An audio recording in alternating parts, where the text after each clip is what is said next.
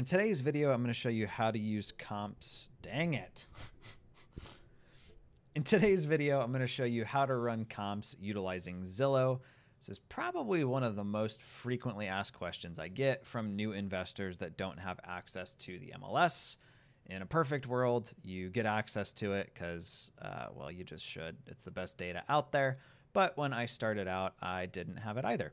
So I'm going to show you how I would run comps on a property and kind of what I'm looking for, as well as some kind of quick rules. So we're on Zillow.com here, and actually going to show you this utilizing my wife and I's first house. She was cute, but she was small and she was cheap. I remember when we bought this house, I think the bank would only count my guaranteed income, and at the time I was primarily commissioned, so we had, I think, a whopping shopping budget of like 80,000 bucks. But a lot came out of us living in this house, so definitely kind of some fond memories there. I do not super miss the blue tile we had in our bathrooms. Bathroom, I should say. Oh yeah, there we go. Floor to ceiling. All right, so running comps. First things first, Zestimate is not comps. You probably already know this if you're watching this video, but Zillow says their Zestimate is gonna be within a 20% margin 80% of the time. So what that means, if this was at $100,000, Zillow's saying 80% of the time they're correct that the property would be worth between 120,000 to 80 grand. I don't know about you, but I couldn't run a business on $40,000 swings in value. So we are going to need to look at the data of what has actually sold, not what kind of a fairy tale algorithm has told us. Now, in Zillow's defense, their Zestimate actually really isn't that bad in my market. It's typically within a stone's throw, but I want to be a little bit more detailed, plus dig into the data a little bit more of how they got there, but your market may vary. So they have these similar solds, which you used to be able to like click on and expand. Now it looks like they've kind of capped it down. So I'm going to show you how to get to this data manually.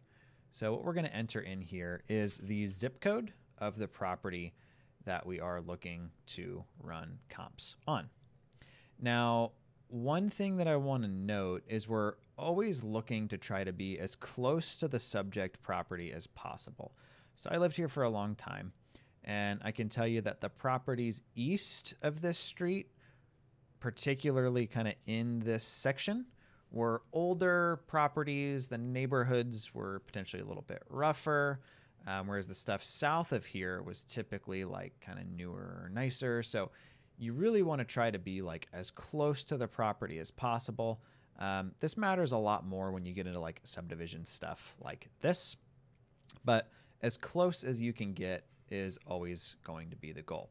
Now, the other thing to keep in mind is that we really only want to give about a 20% range in square footage as well as lot size. Now, in my market, lot size doesn't really matter, but you may be in a market that, you know, if a property's on a half acre, that's a really big deal versus it being on a quarter acre or an acre or 2 acres or whatever. So in my market, that doesn't really matter as much. So we're not going to get into that here. But we are going to kind of just set this up how I would to start. So we're going to click on sale type and we're going to do sold. Price, we're not really going to mess with. We're going to do 2 bedrooms to 1 baths. You can do use exact match. You really do want to compare like to like.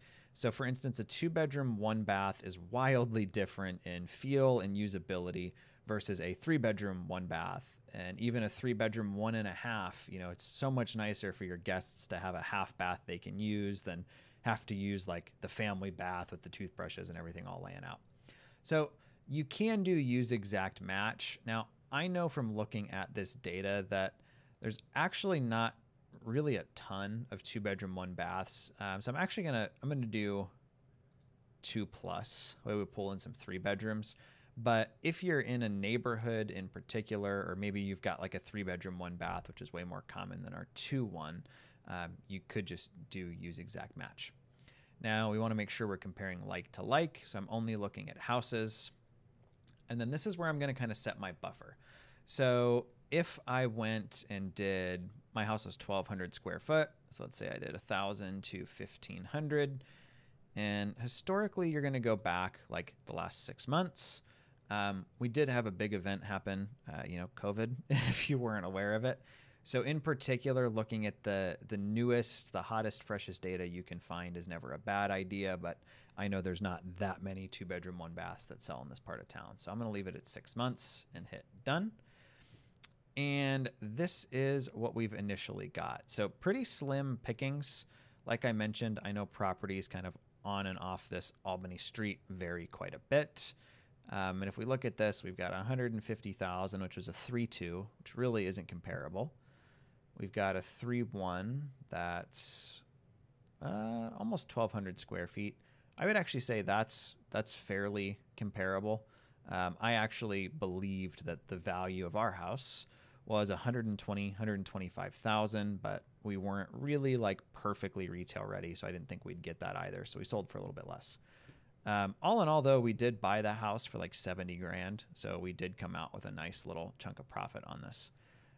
This one similarly is a 3-bedroom, 1-bath. We have a 2.1 that went for 85, a 3.2 with an attached 2-car garage. That doesn't really count, right? The other thing to keep in mind is things like garages. If the property has a garage and yours does not, like our house didn't have a garage, you really can't call that comparable. Similarly with basements. Our house was on a crawl space, so I can't really use basement comps. Now, if I'm looking at this, like options are pretty slim, right? So, the only 2.1 that it looks like sold was this property, which went for $85,000. It was also substantially older, 1917 versus mine being 1978. So this is one place where I would kind of let Zillow do a little bit of the heavy lifting. And if I look and see here, they've got a 2-bedroom, 1-bath that was 1,750 square feet that sold back in November. They've got a 2-bedroom, 1-bath that was 1,680 square feet that went for 109, and then they're opening it up to 3 bedrooms. So the reason we're not seeing those in this is because of how narrow our additional fields were. So if you're not getting enough results, you may have to open up the funnel, so to speak, a little bit to get more options in there. Oh, wow, look, we've got some stuff that's closer to it now.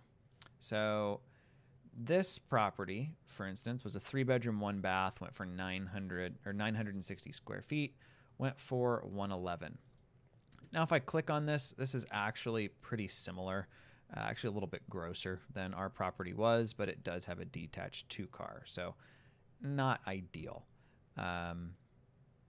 We've got, this one went for 110, 2-bedroom, 1-bath, 1,680 square feet, 20 years older than mine, but not too bad. So that's a pretty good option. And then we kind of have just some other ones that are in here.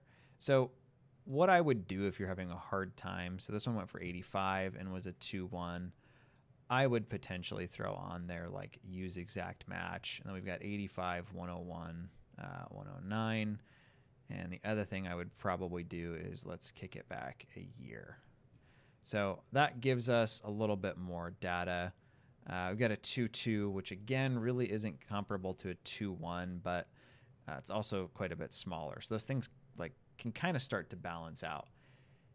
This one went for 99 and was 768. So what I would do in this instance is start to compile these in like a Google Sheet or Excel and start to add up like what is the average. I would probably take the other 2-bedroom, 1-baths and do like a price per square footage thing and kind of see where that leads. Now, I do want to give you guys the easy button because I'm a little bit lazy. So there is a tool that can actually do a lot of this for you for free. But before I get into that, running comps really is a little bit of like an art form. The more you do it, the better you're going to get at it. But if you hired 5 different realtors and asked them to tell you what a property was worth, you're probably going to get 5 different answers. So you're not ever going to be like perfect. Even an appraiser, right? They're supposed to like know without a doubt what's this thing worth. They're going to come in with different answers if you hire different appraisers. So the goal is just to get really, really close, within a 5 to 10K swing within a 5 to 10K range, kind of max. So there's this neat tool called Deal Check. It's dealcheck.io. I do have an affiliate link for them that I'll throw below, but you actually don't even need to pay for them. They have a free account. You can run your first 5 for free. So it's really pretty neat. They'll actually import in a lot of this data for you. And the only reason I'm showing you this tool is I'm lazy, and I know you maybe are too. So if you don't want to pull everything into Excel or have to kind of button down all those filters, this can do it for you. So you can edit kind of any of these fields, but they're even pulling in pictures and everything like that. So that looks really good. We're going to click Import Property. Now they have all of these different calculators where you can figure out, like, is it a good rental? Is it a good flip? How long is it going to take you to flip? What I want to focus on is just their sales comps and after repair value. So they've got these estimate that they pull in. They also show you the range. Remember how I mentioned Zillow's confident within about a 20%. So they're saying it could go for 103, could go for 127, right? And then it also pulls in the average based off of the sales prices that it's pulling. And then they will do a sales price per square foot and kind of come up with an average of 107. And then you can kind of like pick which one you want to use. Now, the thing that's neat is you can just simply like uncheck any of these to have them get removed from the data. So for instance, there was a 2-bedroom, 1-bath that went for like really cheap that I would maybe want to pull out of here. Or like this one was huge. It was a 2-bedroom, 1-bath, but it was 2,000 square feet, almost twice the size. You know, I may want to cut that out so it doesn't affect my price per square foot as much, right? So typically what I would do is go by distance, look at the ones that are the closest. If my house was a 3-1, this would be way easier to comp, but it was a 2-1. But I wanted to show you guys one that's not super easy, right?